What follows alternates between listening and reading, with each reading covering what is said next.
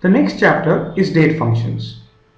I would directly jump to the exercise to show you what exercise would the participant complete after the date chapter.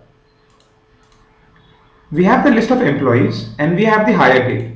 We want to calculate on the basis of today's date how many years has the employee worked for us.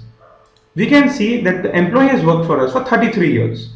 Over 33 years, how many months? So over 33 years, the employee has worked for us for 9 months and over 9 months for 20 days. And in the following cell, we'll concatenate all the three values, whereas 33 years, 9 months and 20 days.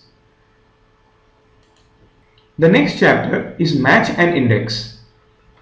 Given this set of data, if you require the intersection point of May and DVD drives, we require the functions of match and index. So as we have here, May and DVD drives, the intersection point is 4766. The next sheet has the commonly used functions, which is the text functions. We have text functions such as upper, lower, proper. We have all the descriptions and we have with proper examples. So this particular sheet has the text functions. It has the maths functions. It has statistical functions. It has all the date functions which we have covered previously, and it has the information functions. The next chapter is the power functions, which is the statistical functions. For example, if you see, we have 296 employees working for us. Under status, we only have 4 options: contract, full-time, half-time, hourly, and salary. For example, we want to know how many people are working under full-time, how many under half-time, how many under contract, and how many people are working under hourly. The total of these numbers would be 296. For example, we would like to see what is the total salary being paid to these full-time employees. So we have the total salary over here, which is 88, 47, 265, which is being paid to these 162 employees who are from the full-time. The total salary comes up to, we see the last 4 digits, which is 1352. Just to counter check, the last 4 digits 1352. The next topic of the workshop is match and index. Given this set of information, where we have the months on the left, we have the product names on the top, we require the intersection point. For example, we would like to see the total sales for May for DVD drives, which in this case is 4766. We need the options match and index. Here, May with DVD drives, we are getting 4766. If I change the May and make it March, the number changes to 4265. March DVD drives 4265. The next option of the workshop is power functions. Power functions are count if, count ifs, sum if, sum ifs. For example, in this data, we have 296 employees working with us. We would like to see the total number of employees working under the full-time, half-time, contract and hourly. Using COUNTIF, we can see how many employees are working under full-time, how many are working under half-time, how many are under contract and how many are working under hourly. Here we have 2 conditions. We would like to see how many employees are working with us under the contract status whose salary is greater than 55,000. The next option is conditional formatting. We will be teaching you all the options mentioned in this menu along with formulas, where you will be writing a formula to determine the conditional format. The next option is consolidate. For example, we have data from the Mumbai sheet, from the Delhi sheet, from Chennai, and you need to consolidate it within a specific sheet. So here we have data from 3 sheets visible in one sheet. For example, within Mumbai, we have product 401. In Jan, total sales is 5,000. In Delhi, we have all even number products. In Chennai, we have odd and even number products.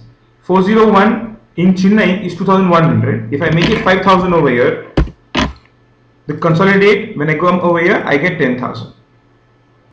The next topic of the workshop is charts. In this example, we have plotted product A and product B using bar charts and product C as a line chart. In the next example, we have increased the sales figures for product C by 10 times compared to the original. If you look at the graph, you can see product C and A and B being plotted. In this example, we have product A and B plotted on the primary axis and product C plotted on the secondary axis. The next topic of the workshop is pivot tables. I would directly show you the exercise which each and every participant needs to solve after they complete the pivot table chapter. This is the assignment which each and every participant would be solving once they have completed the pivot table training. We have the date, we have the amount deposited in the bank, we have the type of account, the opened by branch, and we have customers. These are the questions which need to be solved using pivot table. The next topic of the workshop is protection. For example, over here we have a drop down where we can change the employee code, and depending on the employee code below we can see the data of the name, the department, the salary of this given employee code. If I click on this formula, I can view the formula. If I try to write something, it will not allow me to change this formula.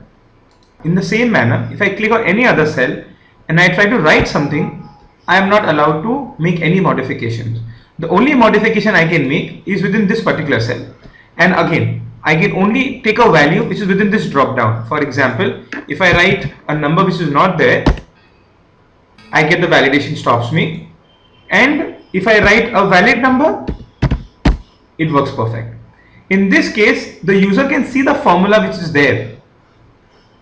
In the next example, we would like to hide the formula, which we have done for the salary cell. So when you click on this specific cell, the formula which is used is also hidden. For example, if I select any other employee code, the salary changes, but what formula is used is not visible. This video contains all the examples for VLOOKUP which we would be covering during the workshop.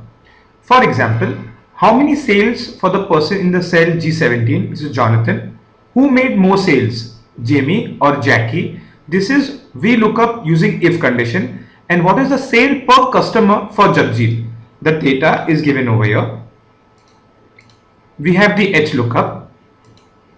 VLOOKUP using tables. For example, we have a VLOOKUP for Jonathan. Right now, instead of Jonathan, if I write Joseph, I will get the net sales for Joseph. For example, let's say we have a new employee. I will enter my name, which is Fayaz. The number of customers 10, sales 9,000, and profit and loss, let's say I make it 2,000. And when I come over here and I write Fayaz, I hit the enter button, I get the net sales. So this is VLOOKUP using dynamic tables. The next example is VLOOKUP with wildcards. For example, given this data, how many sales for the person whose name contains the text G17? That means if the name contains VE, what is the net sales you have made? Who made more sales? The person ending with PH or starting with JE? What is the net sales for the person who had 6 customers? In the next example, we would like to see who sold the second highest. In the next example, we would be solving using VLOOKUP who sold second highest. We require the name of the particular salesperson. In this case, Jamie has sold the second highest because Jackie is the highest at 9,001 and Jamie is second at 9,000. The next option which we'll be looking at is the multi-condition lookup. For example, we require the total sales for the salesman who's Joseph, for the month of Jan, for North region and for fast car product. So we require the net sales given 4 conditions using VLOOKUP. The next topic is multiple columns VLOOKUP. For example, we require the total sales in months for Jan, Feb and March for the person Joseph. which means we would have VLOOKUP with the sum formula. Maximum sales per month of Josh, which means he would check the sales for all the months from Jan to December and give us the maximum sales during that period. The average monthly sale for Jonathan. In the two-way lookup sheet, we require what would be the intersection point for Jairam for October. The next topic for the VLOOKUP workshop would be, for example, we have sales representative Rajiv. Now you see Rajiv has made multiple sales. We want to know how many sales transactions has Rajiv made and what is the total sales amount he has made for the first, let's say, 6 transactions. In this drop down, we get the names of all the sales representatives. For example, if I select Madhav, Madhav has 12 transactions. For example, I come over here and I change this to Madhav. So Madhav now has made 13 transactions, and the first time Madhav made a transaction, this is the amount. The second time, this is the amount. The third time, this is the amount. If I have to check, Madhav first time is 39,267. Madhav second time is 31,549, which is over here. And third is 34049, which is here. Let's say, for example, I want to see the 13th time what is the sale transaction. I simply come here, I make it 13, hit the enter button. So the 13th time Madhav has made a transaction, the 13th time Madhav has made a sales was for the amount 29,311.